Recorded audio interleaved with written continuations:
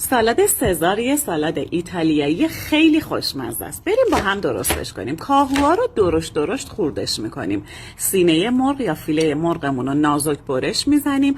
روغن زیتون، نمک، فلفل، آویشن و پودر سیر میزنیم. دو طرفش رو مزه دار میکنیم. میذاریم 1 ساعتی استراحت بکنه. بعد تابمون یا تابه گریلمون رو میذاریم داغ بشه. فیله یا سینه مرغ رو میذاریم روش، به مدت 20 دقیقه گریلش میکنیم. حالا اطراف نون تستمون رو برش میزنیم و میذاریم کنار. وسطش رو به 9 قسمت مساوی تقسیم میکنیم. میتونید کلی هم این کار رو انجامش بدید. میذاریمش توی سینی فر. سیر رنده شده یا حریره سیر رو با روغن زیتون مخلوط میکنیم و دو طرف نون تستمون رو آغشته میکنیم. به این مخلوط رو میذاریم داخل فر.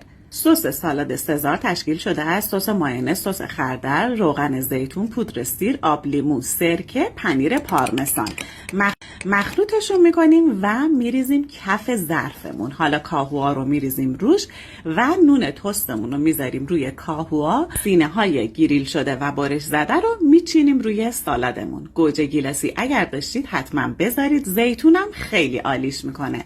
پنیر پارمسان رو میریزیم روش و این سالاد سزار ایتالیایی فوق‌العاده خوشمزه ما به همین راحتی آماده میشه. درستش کنید و نوش جان کنید.